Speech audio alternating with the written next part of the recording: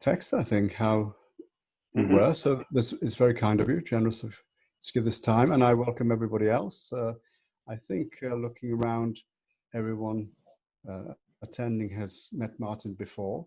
So you may not know, or maybe you do, that Martin's birthday fell last week. So I shall offer just prayers. We'll lead prayers rather than a happy birthday thing, but many happy returns for last week, Martin. Thank you. Okay, so could I just ask everybody, whilst Bob is about to recite the prayers or chant the prayers, sorry, could you switch off your microphones? Just mute yourselves, please. Okay.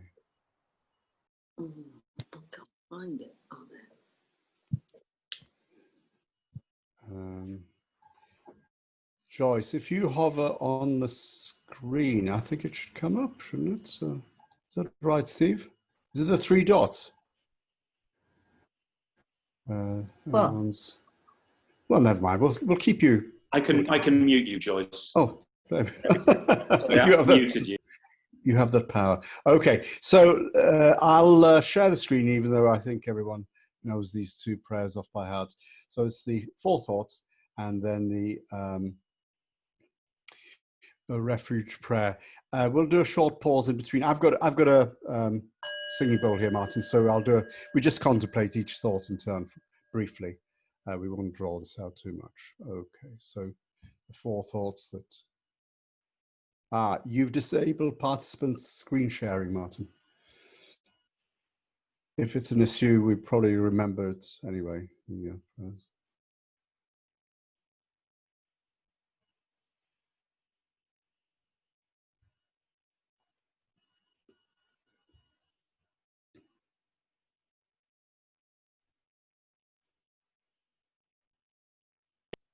Bob, I'm gonna make you host, Bob, and then you can do it.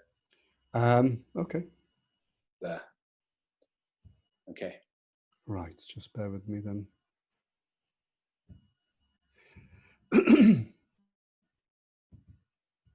Okay, so the 4 thoughts that turn the mind towards the Dharma.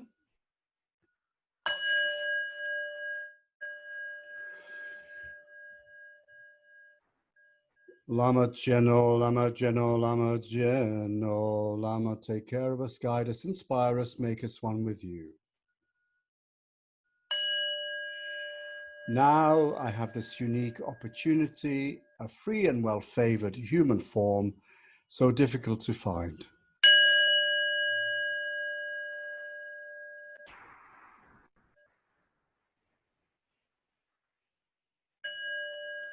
But it will not last forever. Death can come at any moment.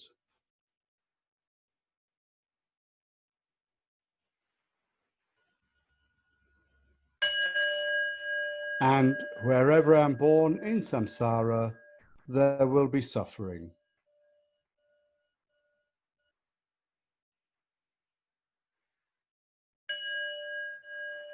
For both virtuous and harmful actions, karma's cause and effect cannot be escaped.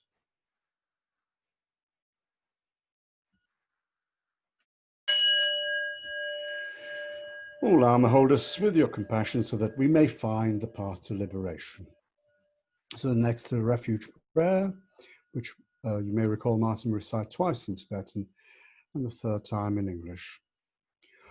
Om Zonje Jodang Zoji Jo Nam La Jang Jo Badu Dani Jab Zunji Dagi Gonde Jipe So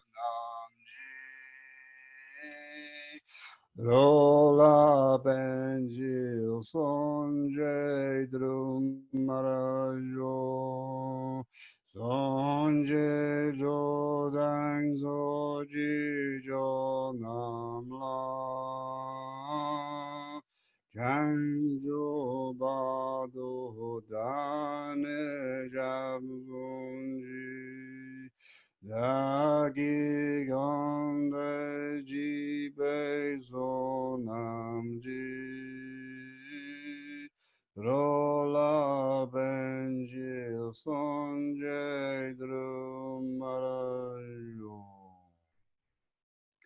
In the Buddha, the Dharma, and the noblest Sangha, I take refuge until enlightenment is reached.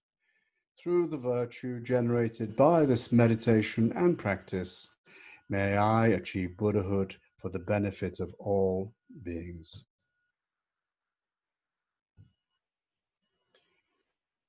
So, over to you, Martin. Thank you very much.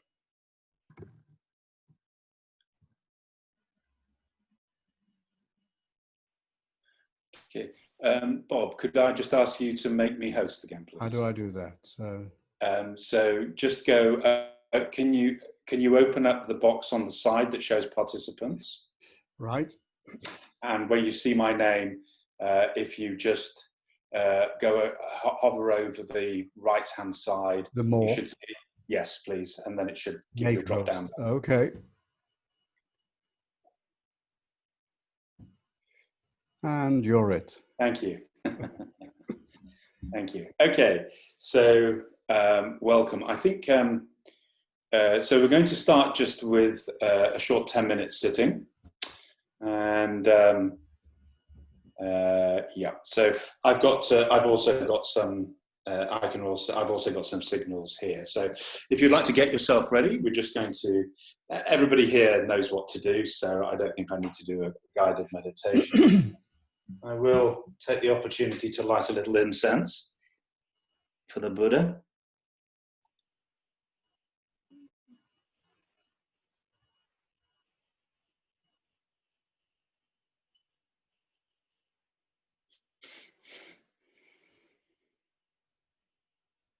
There we go. Not so worried about fire regulations here.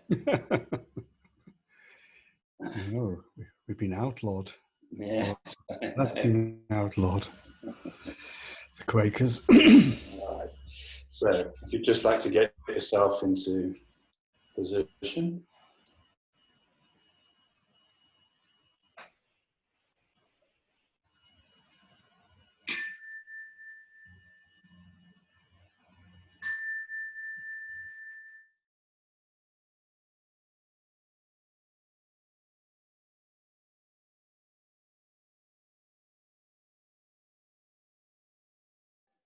And just to say, can everyone hear all right? You can hear? Yeah, great. So just to say, warm welcome to everybody, formally. And also, it's just obviously really nice to be able to speak to you all again. It's been a difficult year, challenging year, I think we can say, and it all still goes on.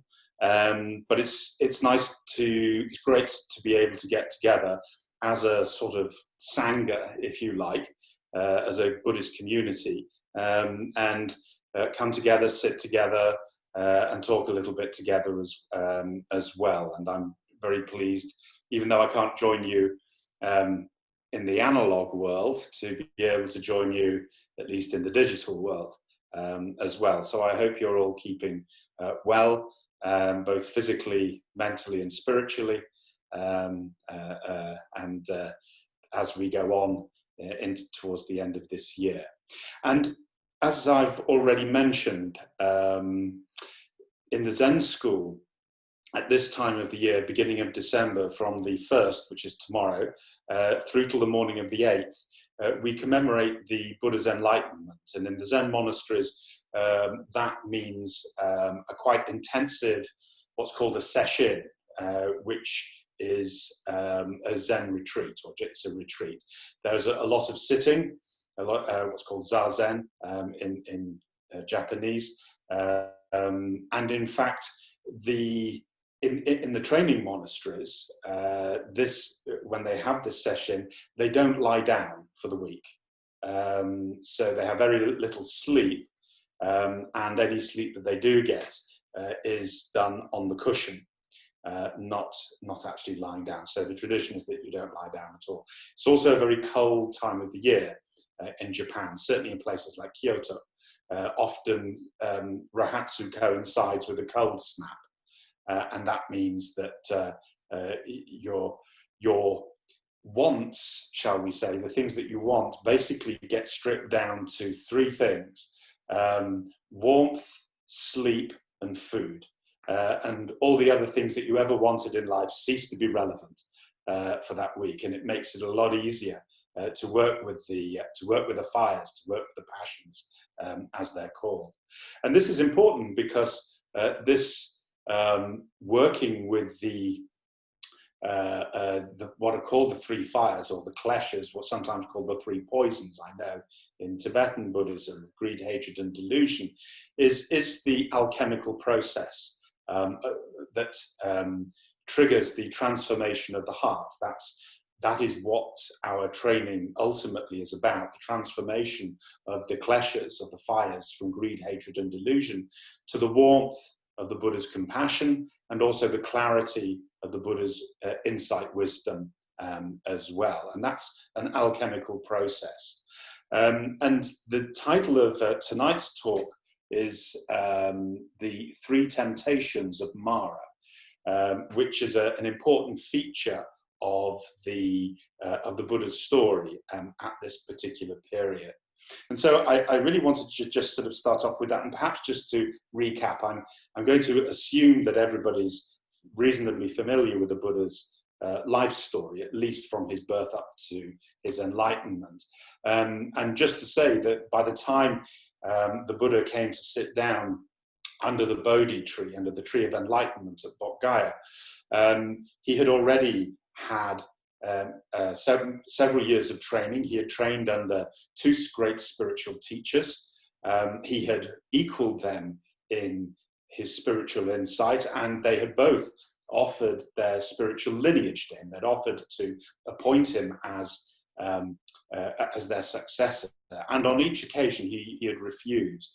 And the reason for the refusal is that the insight that he had under them did not solve the problem that set him out on his spiritual path in the first place, which is, why is it that human beings suffer?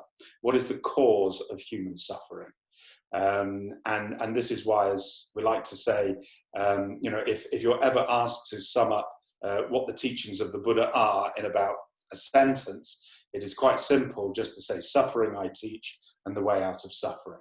It doesn't matter how complex or how beautiful the philosophy surrounding, or the teachings surrounding that may have developed, all of it comes back to that root, and hence why the importance of the Four Noble Truths, the cause of suffering, the stopping of suffering, and the way out of suffering as well.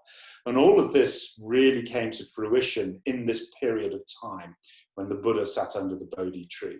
And we remember, of course, that he came from a very privileged background. He was a prince originally, life in the palace. And he had walked away from that after having the trauma of 4 outings from the palace, where he had come face to face with the reality of old age, sickness, and death. And this became a very important teaching, the teaching of anicca, or change, impermanence, that's shown very much on that wheel of life. That's that turning of the wheel of life, the fact that everything is subject to change. And whatever it is that I attach myself to, whatever it is that I say, this I must have, otherwise I cannot be happy or contented in life, then we are setting ourselves up for disappointment, because sooner or later, whatever it is will be taken away. And in the end, we ourselves are taken away as well. And this is an important truth. And something that really goes to the very heart of the Buddha's teaching. And so he had walked away from that, because on the 4th encounter, he had witnessed a mendicant, or a holy man, sitting in the dust, in the ditch by the side of the road, seemingly with a serene smile on him, on his face. And the Prince Gautama had said, how is it that you can sit there in the midst of this horror so calmly and at peace? And the mendicant replied, because I search for the deathless. And so the prince at that moment vowed that he too would search for the deathless. And after going back to the palace, he, there's a little bit of more time there, but he very shortly afterwards underwent what was called the Great Renunciation. He left the palace and set out on his spiritual path. And as I said, he was very foremost in his training.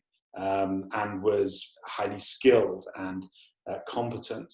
And he had, even, as I said, even those two lineages, he turned his back on. And then he went out into the forest, if you remember, where he underwent what was the great privations, and he became the ascetic Gautama. All those ascetic practices that are still practiced now, in fact, in India, not eating. It's said that he ate just a grain of rice a day, went about naked, didn't wash, hair matted. The insects, mosquitoes come and drink and eat you, basically, and so you just live out in the wilderness. You forego human contact and so forth. Apart from 5 like-minded ascetics who came and settled with him, and he basically got to the point of starving himself to the point of death. And he realized that although he wasn't frightened of dying, if he continued in this way, he would die, and would not have solved this problem of what is the cause of human suffering. Because this is what had permitted him and his conscience to leave, to abandon his family, because he knew that they were going to die. And so he had vowed that he would find the cause of human suffering and he would bring it back for his family and for everybody, for all humanity. So even though he did leave his family, he did it out of compassion for all beings, including them. And so having realized that this path of asceticism was also fruitless, he abandoned that too. And we can see already there that we have the two extremes now, and we can that we're going to eventually become the first great teaching that he gave, which is the teaching of the middle way, the teaching of the way between the extremes, the renunciation of the two extremes. This had arisen out of his own living experience, but that's still a little bit ahead first. So what he did was he took a drink of rice gruel, or a meal of rice gruel that was offered to him by a passing devotee, and he washed in the river, 2 things that an ascetic has vowed not to do. And then it said that he made a comfortable seat out of soft grass beneath a tree, and there he undertook a great vow. And that great vow was that he would sit on that seat and would not rise until either he died in the attempt, or he saw into the nexus of the problem of human suffering. And just to say, because we can all make promises and we all make vows. We vow to be of assistance to all sentient beings, for example. But we're full of likes and dislikes, and we're full of my wants and how I like things to be and what makes me happy and comfortable. And all these things, in a way, they sort of dissipate our concentration. They can dissipate our concentration. And this is why, when I said before that during this Rahatsu session, as it's called, the monks basically are trimmed, they are pruned back. Those 101 wants that we ordinarily have, this, that, and the other, are pruned back to just something as basic as wanting to go to sleep, or having enough to eat, or feeling warm. And in that way, the desire becomes something we can really manage if we have that strength in us to be able to face it. This is why they do it. Because in that struggle, then one discovers the resources, the inner strength, the spiritual strength, which once that has been realized, then and one has faith in it, then one becomes fearless, because whether I have my own way or whether I don't have my own way, it can be faced with a certain amount of equanimity, which is why equanimity, of course, is one of the 4 divine abodes, as they're called, the Brahma Viharas. So yeah, he made that great vow, and because he had nothing left, because he had renounced everything, even those 5 ascetics, he was in a position psychologically and spiritually that whatever vow he made would probably the strength was there to bring it off. Interestingly, there's an old legend. This doesn't. I'm pretty certain this doesn't appear in the Pali Canon, but you know how it is in religions. There's a sort of stories build up around It's rather like biblical stories. There are things said in the Bible, like the three wise men and so forth. Very little said about the three wise men actually in the Bible, but now they're called Balthazar and so forth, and they brought gold, frankincense, and myrrh, and they came from the east. And we now have pictures of them and all this sort of stuff. There's a sort of folklore that arises around them. Well, the same thing happens in Buddhism as well. And there's this curious tale that Mara, who we will meet very shortly, because obviously these are his three temptations that we're going to be talking about. Mara, who is the god of samsara in the Hindu pantheon, he just doesn't like his world being depopulated. And when people enter nirvana, they escape from samsara, the world of desire. And so he's very keen to prevent that happening. And so Buddhas are, not welcome guests to Mara. He doesn't like them. Why? Because they lead people out of samsara, out of suffering, and he doesn't want his kingdom depopulated. He's king of the world, ruler of the god of this world. So he's very keen for that not to happen.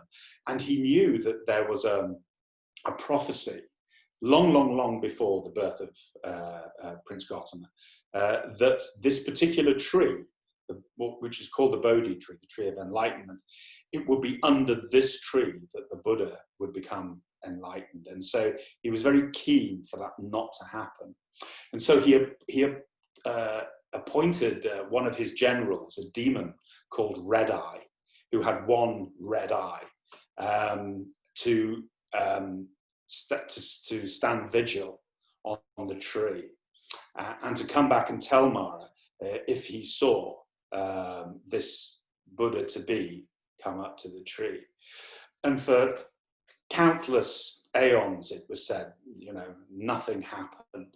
Many people came to the tree and sat down, but they all got up and left again. And then one day, Mara was in his hall, in his great throne room, and Red Eye came bursting through the door and knelt before Mara. And Mara said, "What is it?"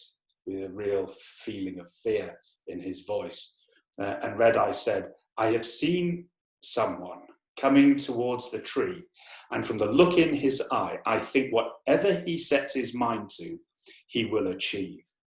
And with that, Mara gathered all his armies together and all his resources, and they marched to the Bodhi tree, where they saw the great being sitting underneath. By now, the ascetic Gautama had settled himself down. He'd taken his vow, and he had sat himself down on that seat, and was now in deep samadhi. And so Mara, therefore, had to create, some kind of distraction, because that's what Mara does. And I always remember, my own teacher, the late Venerable Myokyo, saying, Mara is not to be confused with the devil, although sometimes when it's translated into English, he is translated as the evil one. She said, but you shouldn't confuse him with the devil. He's not a devil, he is a god. And as I said, he just doesn't like his kingdom to be depopulated. And so he is a tempter. He's trying to tempt, people back into samsara if they're skirting too close to escape into nirvana. But she says he has a dual role. His other role is that, as well as being a tempter, he's also a tester as well. Because to leave samsara and to enter into nirvana means that the delusion of I, that complex delusion of I, with all my likes and my dislikes and all my opinions and all my hot-headedness and my one-sided way of seeing, that has to fall off, as we know. That has to become extinguished, which is literally what the word nirvana means. Nirvana means to extinguish, or to blow out like a candle. And when the passions are blown out, what are the three passions? There's that desire, that I want. There's that I cannot stand, which is the anger or the hatred or the aversion. It's also the fear. And the third one, of course, is the delusion of a separate self in itself. When those three are blown out, then nirvana is realized. And so that is extremely traumatic. And if psychologically and spiritually a being is not ready, is not sufficiently softened up through a proper spiritual training, if that happens too quickly, it can shatter the vessel and it can cause harm, which is why, a Buddhist practice is a sort of structured program which takes us deeper and deeper and deeper gradually. There's a gradual path. And certainly it's true. I mean, moments of insight happen suddenly, but what we don't, and certainly, for example, if you read the Zen literature, you will get these stories of a pebble clicked against the bamboo and he was enlightened, or, there was a shout and he had a great awakening. But what you don't read is that he had 10 years of very severe training, great training that was taking place prior to that single moment of actual awakening. So Mara has this very sort of dual role, and it's worth remembering that he's not, and even as we're going to go in a little bit more and look and see exactly what Mara is, but it's so that we can learn to recognize him in ourselves, because of course Mara, like Buddha, is a feature of our heart, is already a feature of our heart. At its very sort of surface level, it is all my egoic and selfish tendencies, because these are the things that tie me to samsara. In particular, all my picking and choosing, how I like things to be, and just like this, and just like this, and I don't like that, and I don't want the world like that, but I want it like this. And this attachment to these likes and dislikes, these attachments to my picking and choosing, which ties me ever more into the world of samsara, and ties me more into the world.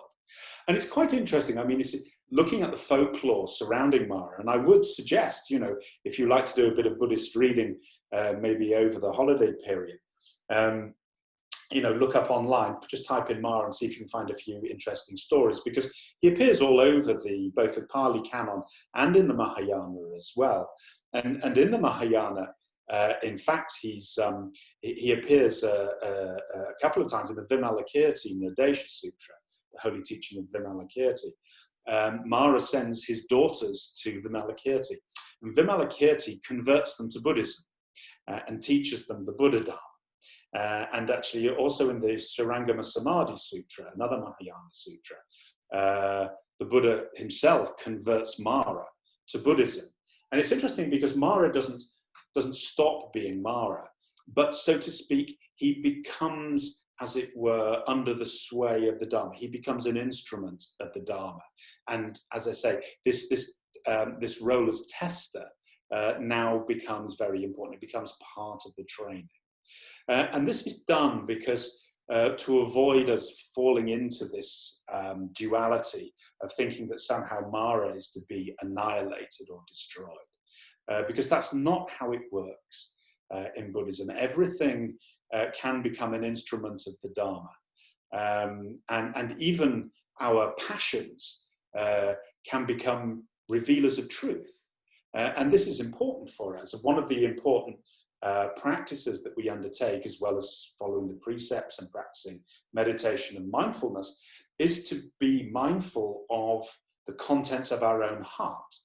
And if we find that, we've lost our temper, don't just try and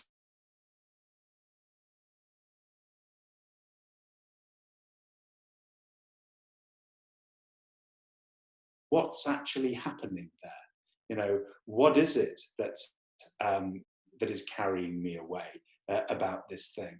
I remember a few years ago when Ajahn Sumedho, who founded Chithurst and Amaravati monasteries in the Thai forest tradition, he retired, and there was a book published, and there was an extract of one of his sermons, and he said, after 40 years of studying and practicing the Four Noble Truths, he says, whenever I become upset about something, the first question I ask myself is, what am I hanging on to?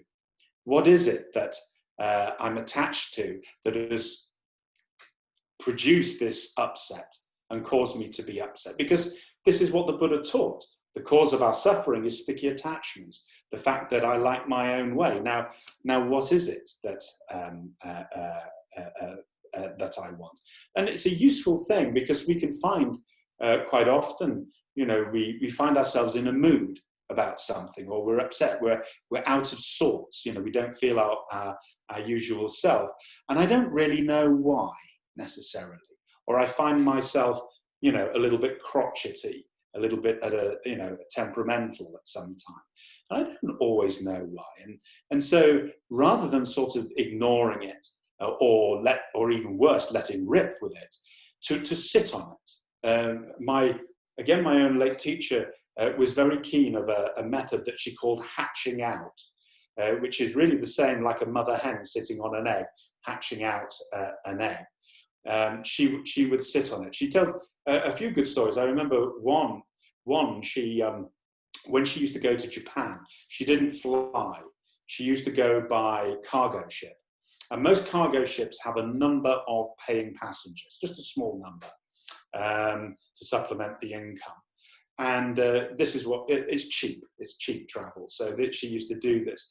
And she said, because she did it several times, obviously, that there was a sort of group of mainly elderly people, mainly widowers and widows, who were basically just very lonely. And they used to come on these cruise ships, on these sort of container ships for company. It was there was a sort of group of them that they used to get together. And she got to talk to them, but she was aware that really, there was this sort of underlying sadness, and she was well into her own training, and she was of the view that there was something in the Buddha's teachings that she felt genuinely could help them. But she also knew that they were going to be at sea for 6 weeks. And if you have suddenly somebody spouting Buddhism, it's odd, to a group of people who, are not necessarily, who are not Buddhists themselves and don't really know anything about it. And so she was in a bit of a dichotomy. She wanted to help, but on the other hand, she didn't know how to. And she said, I did what I always did, which was I found a place on the ship where I could be on my own. She actually found it, if you go to the very top of the ship, there was a sort of port hole, and you could look out of that and you could see the bow of the ship and the sea in front, and no one ever went up there. And so she sat there, and she said, normally it takes 3 days, she said, but after 3 days, she said, suddenly it struck me, and I thought, you fool, she said, here you have been in Japan all this time spouting Buddhism, Buddhism, Buddhism. But really, what is Buddhism? Isn't it just the ordinary everyday experience? And isn't it therefore possible to put these teachings into ordinary parlance that people can understand without even mentioning Buddha or anything like that? And so she went back and began talking to them quite naturally. And, something came from that. So this is that sort of hatching out. And meditation can be used for that as well. And in this way, what we find is we find things out about our own heart. We begin to understand our defense mechanisms, how it actually works. And this is when Mara then can become a revealer of truths. And that's something very important. And I think this is what's brought over by those stories of Mara or his daughters being converted to Buddhism, that they become, as it were, part of the training. And this is why, in the Northern tradition, in the Mahayana tradition, there is a saying that says samsara is nirvana. Nirvana is samsara. And there's also goes on to say that the passions are the Buddha nature. And the Buddha nature itself is the passions, which is not to say that if I let rip at Bob and give him a piece of my mind, that I'm actually expressing the Buddha nature to him. I'm not. I'm just losing my temper.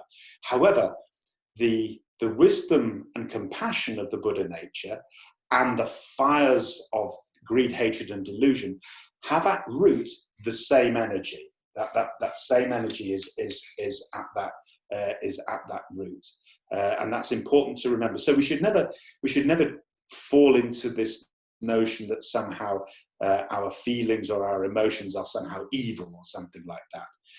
They're not. at all. They can be dangerous if we just let rip, and they can also be dangerous if we ignore them as well. So there's a middle way to this also. But this is the role that Mara can take. And I wanted to spend a little bit of time on that, because I think this is a really important lesson. The relationship we have with the contents of our own heart is extremely important in our training. It's very important to get it right. So now we can move on to the actual 3 temptations themselves. What are they? These things often do seem to come in threes. There's something similar in the New Testament, I know, as well, but the temptations there are very different to the ones here.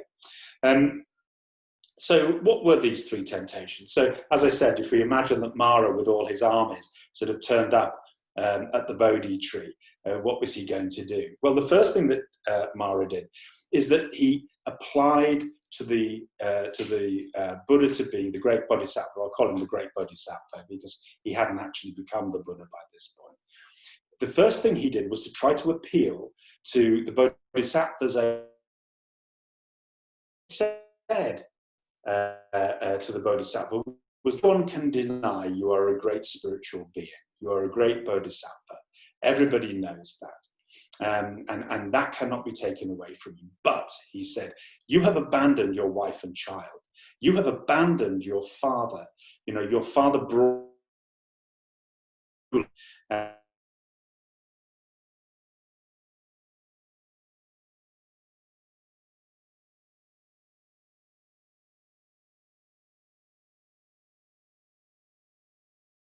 Princess Yasodhara as well. So enough of this. Drop it and go back. Can you still hear me all right, by the way? Yeah, okay, fine. So this was the first temptation that Mara gave to him, and this is the appeal to reason, and it's very important, this, because there's a part of us that, well, particularly I think with us, we all like to think that we are very reasonable people, but we are sometimes slow to recognize that in fact reason itself can be hijacked by my own selfish motives and by the passions themselves, particularly if I'm frightened of something. And so this is always important to remember. And it's interesting that also this was an appeal to duty, and how this sort of ties in with the spiritual path itself. You know, I remember Joseph Campbell, the American mythologist, said, you know, path.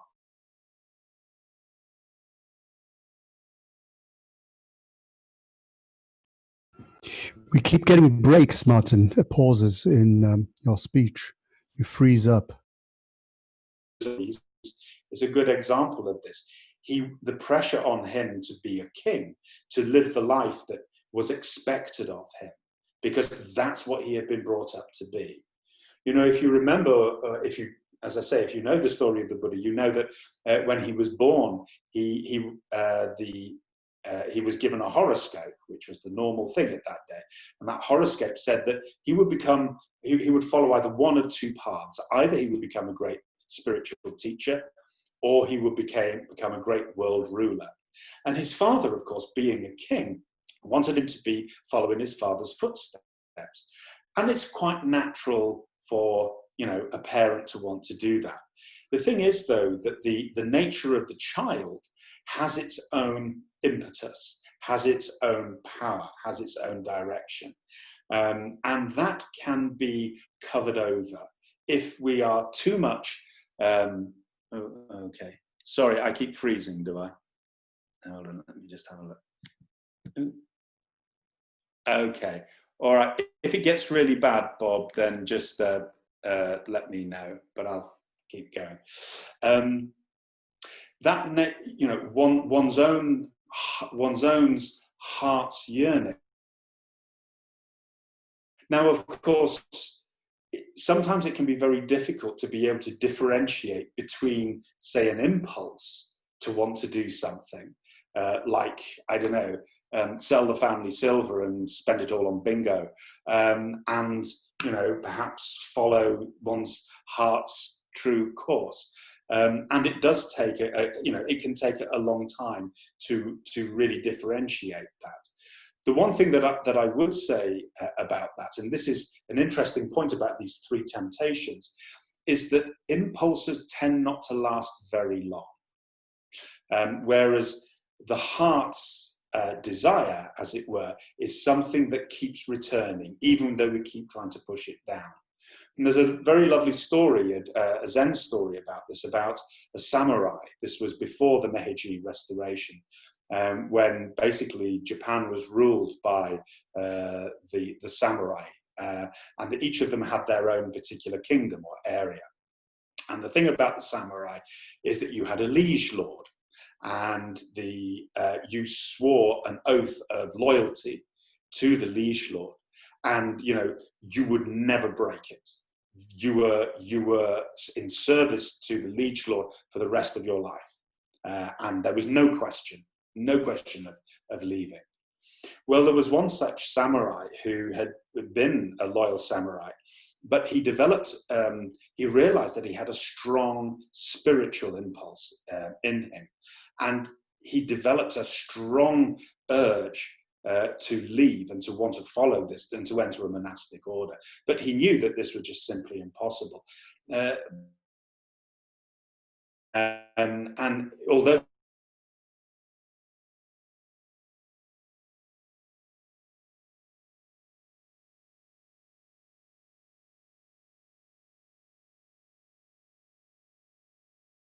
to a monastery, a Zen monastery, on top of a mountain, where he trained for 12 years. And after that period of time, as is quite normal, he left the monastery and he went out on pilgrimage. And he came down from the mountain, first time in a dozen years. Okay, can you still hear me? Yep, okay. So the first time in a dozen years, was walking along the highway, and when riding towards him came one of his own samurai brothers from all those years ago. And even though he was in a monk's robe with shaven head, the samurai on the horse recognized and drew out his sword in order to cut off the head of this despicable traitor. No, I will not sully my noble sword with the blood of this wretch. And so he sheathed the sword and instead turned and spat into the face of the monk, samurai monk.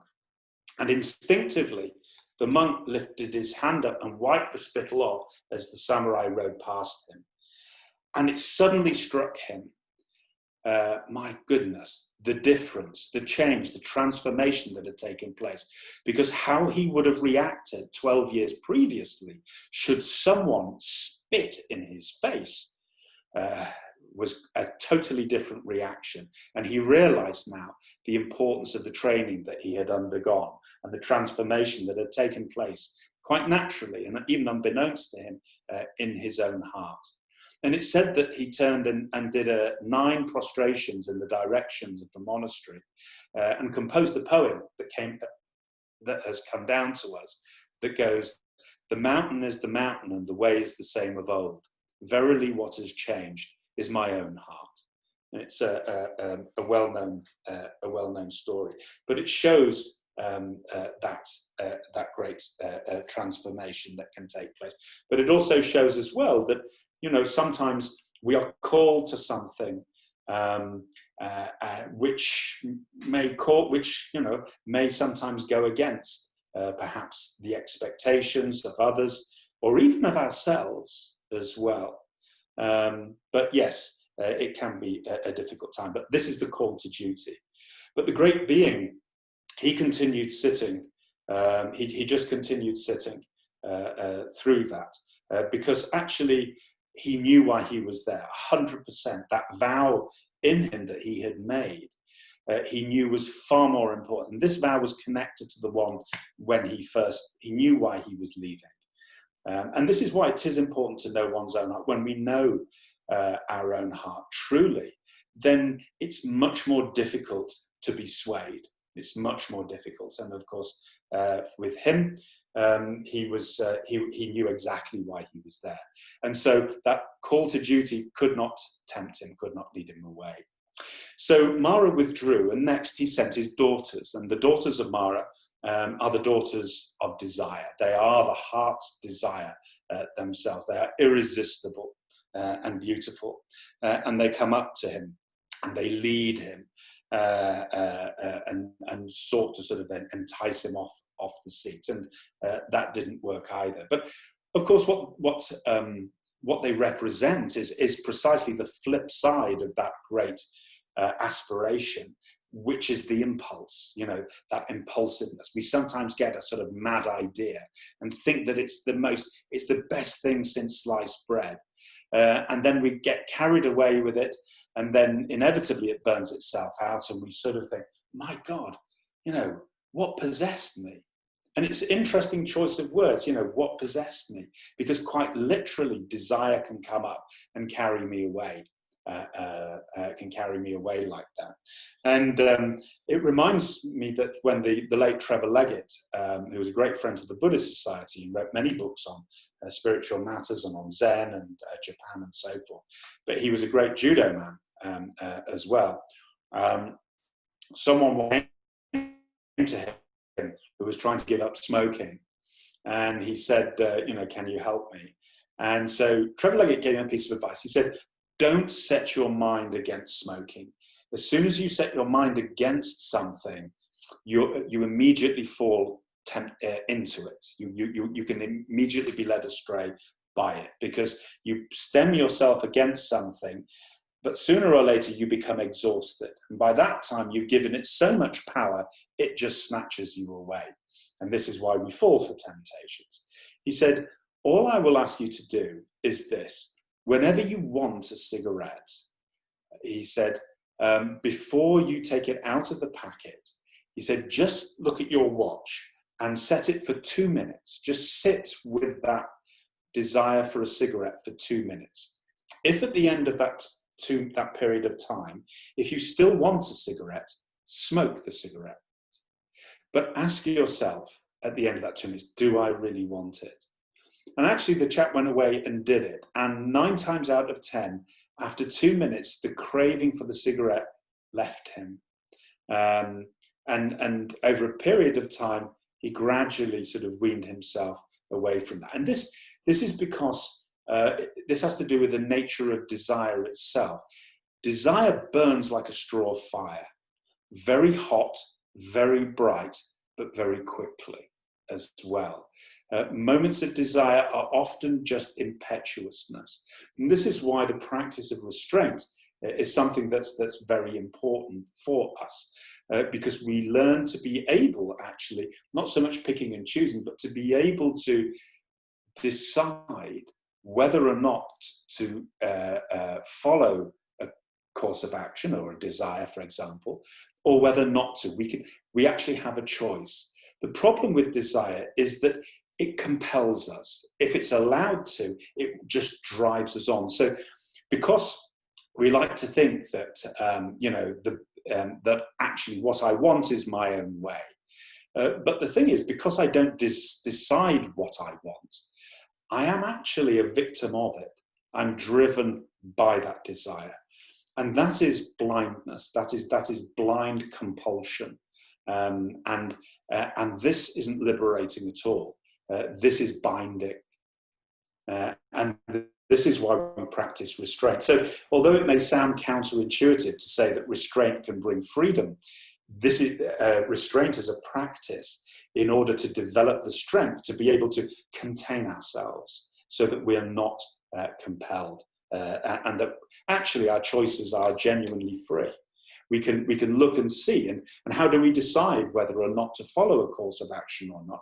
Because we're following a course of action not just because it benefits me, which is what desire wants. Desire doesn't necessarily care about anybody else. And the stronger the desire for something, the less interested I am in the impact that that desire might make on other people. But if we're able to maintain that openness, that spaciousness, that inner spaciousness that meditation and mindfulness develops in us, then we can also reflect on the situation as a whole, on the needs of the situation as a whole, and also other people in it. So the daughters of Mara also, as I said, could make no impact on the Buddha, and so they withdrew. And so finally Mara sent his army of what are called the sons of Mara, and that's his demon army. And it's said that they hurled their spears in order to kill the great bodhisattva that was sitting under the Bodhi tree. But as their spears came towards him, they transformed into flowers, which rained down onto the great being quite harmlessly. And actually what the sons of Mara represent is fear. And it's interesting just to note there. So if you actually have a look at how the root of these three temptations, it starts off with a rational, it turns into desire, and then it becomes fear. And that's why I said that fear is what's at the root. Fear is actually at the root of desire as well. And how do we know this? We know this because the more that I want something, the more frightened I am of not getting it. The more upset I become at not getting it. And it's an existential fear that sits at the root of it. It becomes, I must have it or I die. And although it might not be always quite that powerful, there's that fear when I cannot have my own way. If it's denied me for long enough, it becomes something intolerable. And that's how we know that fear is really at the bottom. And what's at the root of that fear, of course, is I myself. Because without my likes and my dislikes, without my wanting and not wanting, what am I actually when it comes to it? What am I? Well, the Buddha said, I'm a delusion. And so that fear is actually that coming face to face with the mirror of emptiness, that mirror that in fact at root, I am empty and that there is no I. And every I, every delusion of I knows this. And that is the realization that we must keep from ourselves. Because if that is realized, then I am annihilated. So this is why that fear is very much at the root of it. And there's a nice story that shows how this fear can work, because we tend to project fear and desire into the world, onto things, which is why we chase after things, or why we run away from things, or why we seek to destroy things that I don't like. And it's the story. It's actually a Tibetan story about a monk who was on a long retreat, he'd been sitting down for quite a few hours with his brothers, and it got very quiet, and it really got quiet, and it got very quiet, and a little bit like the Mara's coming. He began to feel a little bit uncomfortable, but he didn't know. He didn't know that fear was coming up. He was just aware that it was very quiet. And in that moment, as he was sitting, because he was sitting with his eyes slightly open, as we often do, a little spider came in front of him. And as it walked past his eye line, it seemed to turn towards him and start dancing. And when you've got these long sittings and, there's not very much stimulation, anything can be a sort of relief from that sort of emptiness. And so he became amused by this. You see, he had a reaction towards it, became amused by it. And as he was watching, he became more fascinated by it. So the spider appeared to grow bigger and bigger and bigger. And the more it grew, the more fascinated he was by this unusual spider that was growing bigger. And as it grew bigger, he began to see the details of the spider's body more and more, the sort of articulated body and that great swollen abdomen full of venom. And finally, the spider was as big as he was. And then it grew a little bit bigger. And at that point, his fascination switched to the fear. And with that, he thought he couldn't bear it anymore. He began to sweat, went into a cold sweat. And at that moment, the bell rang to finish the sitting, and he was up and off his cushion, and he ran to his teacher, and he told his teacher what had happened. And he says, I can't bear it. It's going to get me. I know it's going to get me. And he reached into his sleeve, because monks have pockets in their sleeves. He reached it and he pulled out this sort of a sort of curved dagger, like a scimitar. And he said, and I know I've taken a vow to, a vow of harmlessness towards all beings, but if it comes down to a choice between me and him, I will not be held responsible for my actions. And the teacher could see that he was quite beside himself. Nothing he could say. So he said, okay. He said, well, I am your teacher and you have taken a vow to obey me. And so I instruct you to go back onto your seat and sit again. And that spider will come again in the next period of sitting. And I want you to sit with it as long as you possibly can. It will grow again, but I want you to sit with it as long as you possibly can. And he bent down in the courtyard and picked up a piece of chalk, limestone chalk, and gave it to the monk and said, when you can't bear it anymore, I want you to stretch out your hand and put a little chalk cross onto the belly of the spider and then come immediately to me. So the monk didn't want to go back, but he did. And went and sat down, and the next period started, and sure enough, the spider appeared immediately and grew and grew and grew until it was lowering over him with its swollen venom sac and its fangs dripping poison onto him.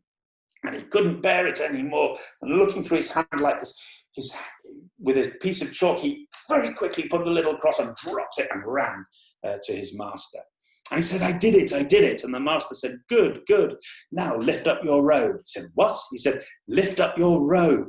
And he lifted up his robe. And there on his belly was the little chalk cross. I'll leave that one with you. You can ponder that on a little bit. Well, I think, so those are the three. Three temptations. And after that, of course, then it said that Mara withdrew and the Buddha was left in peace. But he continued sitting.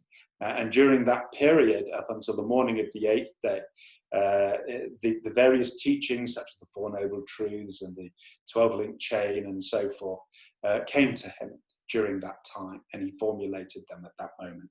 And then on the morning of the 8th day, it said, coming out of deep samadhi, he looked up into the morning sky, into the clear morning sky, cloudless sky. And there he saw the morning star shining. And as that shining impacted onto him and entered into his now completely empty heart, so it said that the heart base turned around and he awoke and became the Buddha. And that was the beginning of what would become, of course, his teaching career. But we leave the story there for now. Yes, we'll leave there. So thank you. So what I will suggest, because time is getting on actually a little bit, I was going to suggest meditation again, but I think it might be, I'll tell you what, let's just have a couple of minutes, quiet, informal sitting, and then we'll open it up for questions and answers. Okay. So if anybody has any questions, you can unmute yourselves. You should be able to unmute yourselves if you want to. There you go. Joyce, I've unmuted you because in case you couldn't find the button. Okay. Any questions? Please, Martin, if I may. Yes, Jeffrey. Yeah. I was basically reading about this subject, and there was something said about the three Maras, that the Maras are a delusion from our own mind, although in a sort of symbolic way we perhaps think of them as external beings, except for one, which this book called the Devaputra Mara, that is actually a sentient being.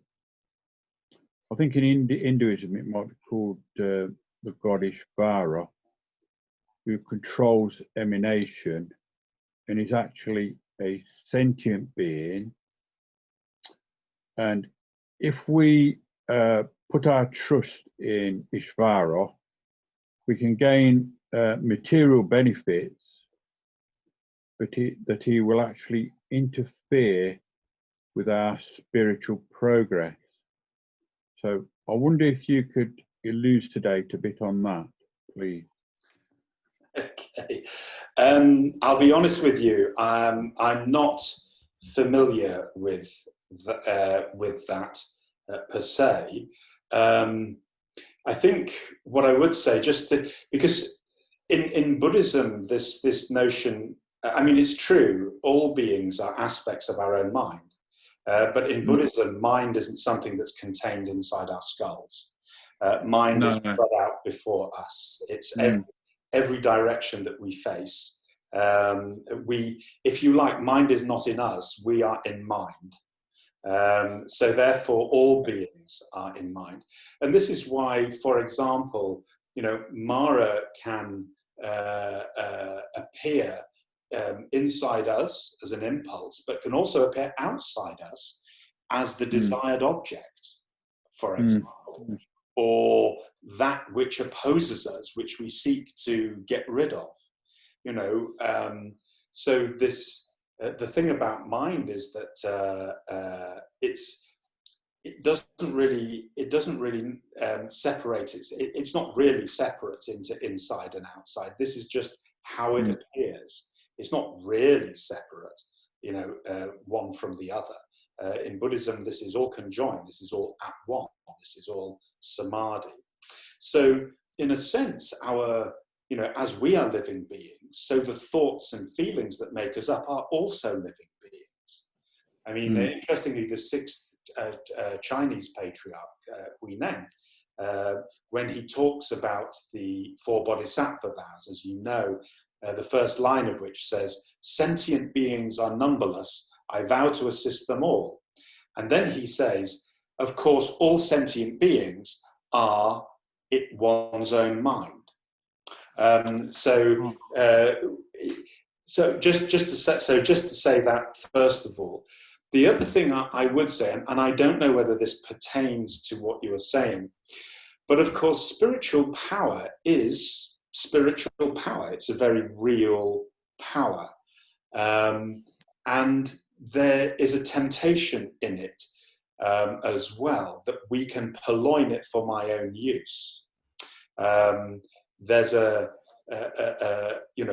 so for example, you can meet very charismatic spiritual teachers, and that can go disastrously wrong, as we know from our religious history. If I am still beholden to my desires, say for power or for domination or for material things, then spiritual power can be warped in that way. So we have to be careful. It's a spiritual path is as much about being honest, and this is what these three temptations are about. It's about being honest with one's own motivation for things, which again is not a case of now always being doubtful about, oh, I really fancy a cup of coffee, but should I have a cup of, I mean, we can get terribly purist about it. And that also is another temptation. Why is it that I must be goody two-shoes? What's wrong with being a bit of a scoundrel? We're all made up of light and dark, that classic yin yang as well. And yeah, in a way, our flaws are important to us because they keep us humble. If I really was purer than pure, then I couldn't abide people who are not the same as me, or I would think that they are lower than me, and I would actually cease to be quite human, because I would be unable to empathize with people with whom my thoughts were impure, if you see what I mean. So, we walk the Buddha's path with the precepts, which keeps us, and the great thing about the precepts is that as long as we know that we're within them, then we're free to do what we like, actually, as long as we stay within them. And there's a lot of room. There's a lot of room within those precepts, actually. And that's important, and that keeps us from getting too proud as well. So basically, just as, I don't know if that answers your question at all, but it's just that, as I say, spiritual power can be used for, for the Buddha's path, which is the path out of suffering and being of service and benefit to all beings, including oneself. But it can also be used disastrously for selfish ends as well. So, and that's always what we need to be careful about. That's where the real honesty and having good spiritual friends becomes important in this path. Yeah. Thank you. Okay. Anyone else?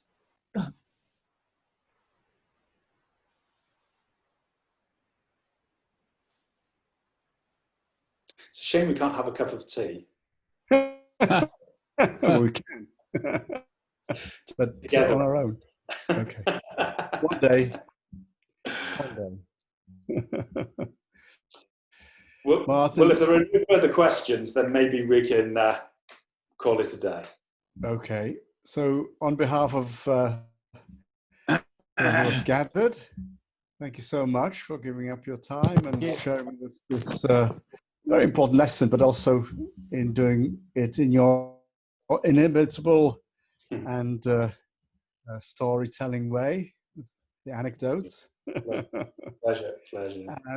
We seem to be getting to know your teacher quite well through your collections of her. Yeah. So I don't foresee this unlocking sufficiently in the coming, well, who knows when, but I hope maybe we can see you again online if willing. Yes. And I shall email you tomorrow anyway. I'll text you. Okay. But on behalf of everyone, thank you very much. And you can't hear Saul, but there is a hand clap coming your way. It's fine. A prayer. My pleasure. Did you want to do a dedication, or would you like us to do a dedication? Yeah, Bob, would you like to do the dedication? Okay, so this is. Myself again. I'll share the screen, the actual prayer. Oh, you've disabled my screen sharing again. You've disabled me from screen sharing. It doesn't matter. Well, okay, so I'll dedicate to merit. Bob, you can do it now. You can share your screen now. Oh, I can. Namni Danjazivani Tapne Nipe Dranam Banjane Jagana Jibalabdrugmai Zipe Tole Drovadro Show. May whatever benefit that arises from this practice go to the benefit of all sentient beings, stirred by the waves of birth, sickness, aging, and death. May they be free from the ocean of samsara. So may it be.